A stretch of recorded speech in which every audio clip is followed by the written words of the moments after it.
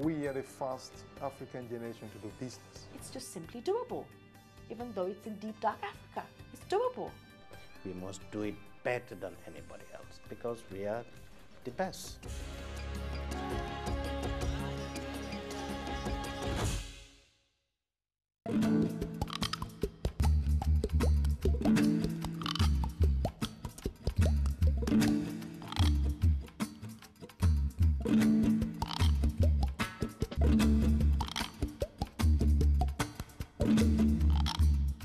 This is mind-blowing.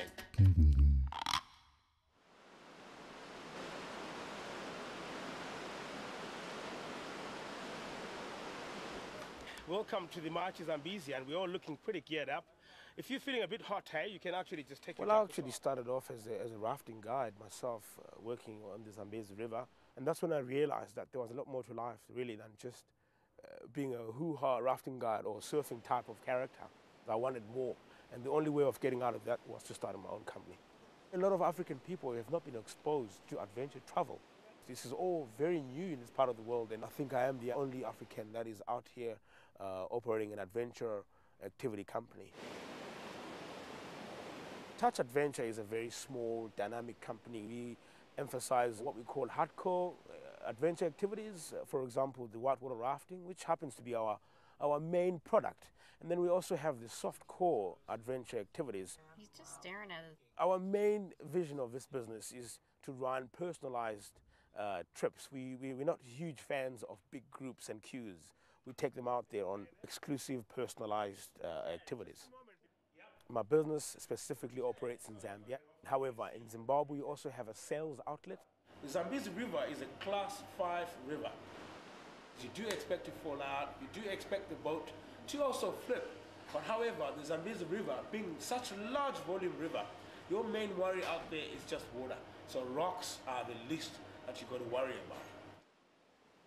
Most people think that Victoria Falls is in Zimbabwe, but it actually borders both Zimbabwe and Zambia. I'm a Zimbabwean, been living in Zimbabwe all my life. Quite frankly, Zimbabwe, as far as tourism is concerned, they are 10 paces ahead to Zambia. They've been at it for such a long time and therefore also have the experience and the infrastructure. My name is Ndab, I'm calling you from Touch Adventure. However, at the time of starting my business, I was having quite a lot of implications with the Zimbabwe national parks in getting registered, which in a way I found as a blessing in disguise, because I realized the political differences that were occurring and less international travelers coming to Zimbabwe. They introduced a program called a redistribution of land. It wasn't working as according to plan. Things got out of hand and hence the decline in international travel. Zambia was capitalizing on that, going out marketing, boosting tourism and adventure travel.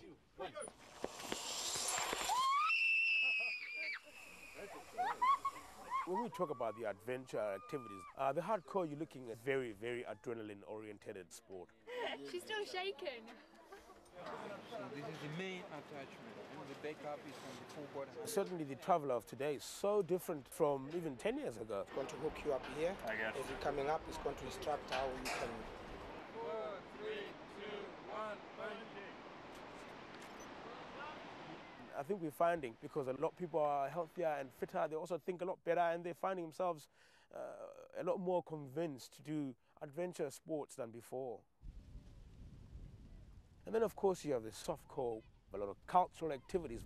People go on sunset cruises, elephant back rides, the flights over the falls in helicopters, micro lights, ultra lights. So we're going to visit a family here and see how the day-to-day living is. We also have a lot of cultural activities where we take people to a genuine, traditional African village. Quite an interesting historical point we're standing in right now. Each tourist that comes to the village will pay an entry fee. It's a very small entry fee, which the village has now created what they call a Mukuni Village Trust Fund. That money specifically goes into developing the village to give the villagers a much better life. Twalumba means thank you. Twalumba. The traditional safari is never going to die. It's been going on for years and years, since the Hemingway days. But because there are so many other adventure activities that have attracted the traveler. People are staying at least another couple of nights extra. And this is your safety. And what that did was brought on extra revenue, bed nights for restaurants and pubs, etc. A group of companies we formed up what we call the Livingston Tourism Association. It's got website, brochures, and approaches selling Zambia as one uniform body. Relying on a tourism board is just not enough.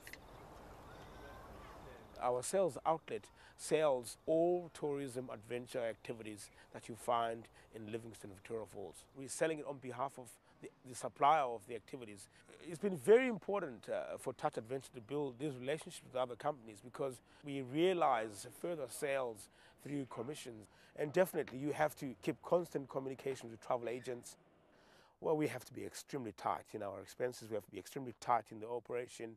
We have to really, really be tight, otherwise we'll have a problem. Part of the contribution factor is that there's a lot more operators than 5 years ago. There's so much more, probably tripled. So you're getting a lot more companies for the same number of bed nights, if you like. One of the most challenging things about adventure travel is you've got to have enough capital to actually buy the right equipment that offers the right safety. That's just the beginning. Now, bringing it in here, the freight costs, as well as the duty that you have to pay, maintaining that equipment, making sure that it's safe enough, really the costs just never seem to end.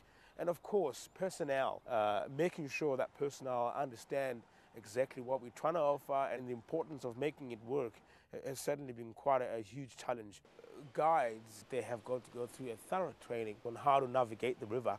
And as well as these guides are also sent on advanced first aid courses in the event of something happening in the gorge. And fortunately, with all the scenic flights that are offered around, the helicopters are always on standby for any emergency that may occur. Oh, insurance is a must-do. Historically, what has been the acceptable is $1 million coverage. Without that, travel agents are not very comfortable sending people out there. Corruption is one of the worst areas that slows a lot of things down because it's never direct. It took 8 months to actually register a company, to get all the documentation in order before I could even have a product on the ground. There is still a lot of work to be done in educating, I think, the government side of things. When they see tour operating companies, they immediately think, well, US dollars, so we're going to tax them quite heavily. Suddenly, park entry fees are changing without prior warning. We find that very disturbing because a lot of prepackaged tours are sold in advance, years in advance. But that is all starting to change. You're starting to see a lot of tax incentives, which I think is a very good approach to assisting more and more development of tourism. The future for adventure tourism within this area is certainly huge. But the more and more companies that are brought in here, the more and more noise pollution that you're going to experience. I think a certain study needs to be done in terms of regulating how this whole activities are operated or offered. 3, 2, 1, there you go. Adventure tourism certainly, besides the obvious, brings global exposure that Africa is not as non-functional as some people perceive it. You can actually come out here and do have a glass of champagne if you like one.